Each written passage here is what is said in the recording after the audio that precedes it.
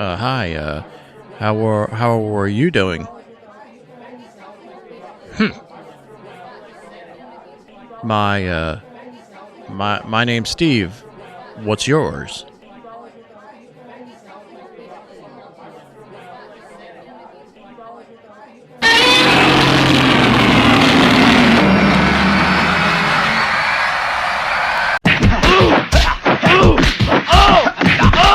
Ugh. She-Hulk. Oh, so savage. So fierce. But still so stupid. Well, I had time to kill waiting on jury duty, so I figured why not pass the time as painfully as possible and give She-Hulk, attorney at law, a go. Now, to be fair, my parents hated me, and I was never allowed to read comics as a kid, so I only know a little about this series. With that, I kept an open mind. The duck may be salty, but he's an equal opportunity hater. The show opens with Jennifer Walters breaking the fourth wall, which is just irritating because she is obviously talking to someone in the room. The next shot literally shows the people she's speaking to, so there was no need for the fourth wall shot. She wasn't addressing the audience whatsoever, which is essentially the purpose of doing this. I learned that this was something utilized in the comics, but do it when appropriate. And you know what? I have to move on or this will last forever. So Jennifer finishes her speech, the paralegal loves it and slobs all over her. The other man attorney makes a comment. Okay. I can't tell if this was meant to be funny or if he's trying to paint her colleague as an asshole. Either way, if he were an asshole, why would you rehearse the speech in front of him? Whatever, I guess shower thoughts. Then finally they break the fourth wall correctly, but go yourself. Cue backstory. Jennifer and Bruce are on a road trip together. Nothing about where they're going, where they're coming from, Cotton Eye Joe, just in a car, and she's eating Cheetos with chopsticks while driving, somehow. And then wants to talk about Bruce and Captain America being a virgin. Oh, great. Can't wait to show this with the kids. Stuff like this, it irritates me. It's kind of like, let's highlight the age difference between Padme and Anakin in Star Wars. Let's just actively discuss it. Yeah, we all knew it was weird, but we just get some things to ourselves. Next, a random spaceship shows up, and Jennifer doesn't know how to hit the brake. Instead, drives off a cliff. So when the car stops rolling, she comes to, gets a little scrape, of course, has to save Bruce, but Bruce is bleeding a few drops of blood that get onto Jennifer's skin, and she immediately starts her transformation. Okay, we need to pause here for a second. I thought we had moved on from campy stuff like this. Yes, in The Incredible Hulk, we dealt with a single drop of blood could do stuff, but most of us agreed that it should be more than that, otherwise it would look stupid. Everyone remember World War Z? For crying out loud, the zombies in that movie just had to graze your crotch, and you turn into a f***ing zombie. Also, from what I recall of the comic books, wasn't Jennifer going to die and Bruce had to make a tough choice of whether to save her life knowing what this could do by giving her full blood transfusion? But in this scenario, she has to save his life and she gets drops of blood and... okay, I'm playing along. Now, Jennifer wakes up in the woods. She stumbles and sees a bar. And rather than ask the bouncer out front for a cell phone or help, she somehow sneaks around and gains entrance into this bar. I mean, this bouncer is actually sitting out front looking to try to either collect a cover charge or check IDs, and the back door is just open? I don't know, it just seems like the local alcohol commission might have a word to say about the security here, but I gotta keep moving. Keep moving. Jennifer ends up in the bathroom, and a bunch of women enter, and rather than call 911, since quite frankly, she looks like she may have just been assaulted or sexually assaulted, they just start dolling her up. And again, I'm just really fucking confused here. I can't understand, is this supposed to be a comedy? Because it's not funny, and the campiness keeps trying to say to you, please laugh, please give me a laugh, but it's not funny, and at the same time, it's not really serious.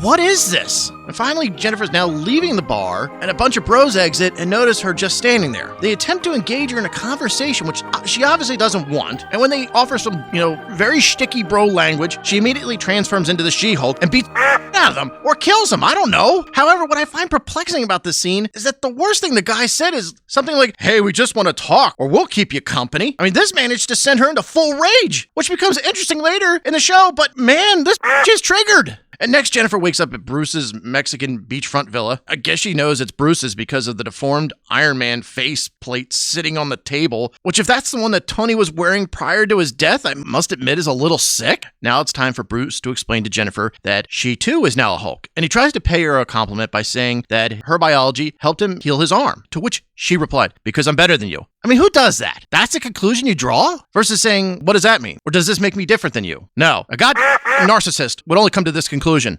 You. But we jump to the next scene where Bruce is making Jennifer breakfast because she apparently can't handle it, even though she can handle it better than Bruce. Bruce begins to talk to Jennifer about the journey that lays in front of her. This journey is something that has taken Bruce over 15 years to master. But with his help, through his guidance, Jennifer should be able to avoid a lot of Bruce's mistakes. But I like how they try to engage the first step is that they put Jennifer into some sort of box with a bunch of saw blades that looks like literally came out of the fucking movie Saw. And this is gonna be step one. And of course, Jennifer transforms. She breaks out of the Hulk-containing cage. Wait, that's supposed to contain the Hulk, right? I mean, Bruce later even says that this thing cost like $1 million in damage or something, but wasn't it supposed to contain the Hulk and it did absolutely nothing? Oh, I get it. She's stronger than Bruce. Anyways, after She-Hulk breaks out, she's about to start raging when Bruce tells her to calm down. And Jennifer immediately responds, that's it? I think everyone was sitting there going, wait, what? That's all we get? I mean, nothing more than that? You could have made the entire episode about her raging and having trouble controlling her transformation. Instead, you just got, nah, bro, I got it. The whole fucking purpose of the Hulk was that it is pure rage and anger that drove the beast, which is why it took Bruce so many years to tame it. That much raw emotion overpowers the mind, creating an alter ego, which Bruce got lost in for over a decade. And this defeats the whole concept of the Hulk. Congratulations, motherfucker! You've effectively taken out the whole motivation as to what drives the Hulk in less than 5 seconds. The only silver lining I could see here is maybe you got a book, how to neuter a TV show franchise in less than 15 minutes. We're only episode 1. At this point, why bother continuing with the show? Roll credits. All hail She-Hulk, right? God, this stupid thing, but there's more! So Jennifer masters what Bruce has been trying to do for over a decade in 30 seconds, but Bruce still has more Hulk training for her. Why bother? The rules don't apply, but the show must kill more time and show you that, you know what, She-Hulk is better. One thing I do like is that they never show you how she manages to transform back to Jennifer. Just like being in control as She-Hulk, she's just that fucking good. It was at this moment, though, that I decided to do a little more research on She-Hulk. Was She-Hulk stronger than the Hulk? I was just curious how the comics viewed her. There's a few different versions of She-Hulk that I found, though. But it looks like that this show seems to focus on the Savage She-Hulk, which describes She-Hulk as a less monstrous, seems about right, more Amazonian appearance. Yeah, I would get that. She-Hulk, and I quote, possesses similar powers to that of her cousin Bruce, though at a reduced level. Wait, there you go. There it is. A reduced fucking level. Not increased, reduced. Which would explain then why she could control her powers a little bit better than Bruce, because it is reduced. I mean, how many episodes are in this damn series? Well, we move on to drinking and mocking of Bruce's journey, and then here comes the lecture. Cry me a fucking river. You control your anger better than everyone else because you have to adult? That's what qualifies you?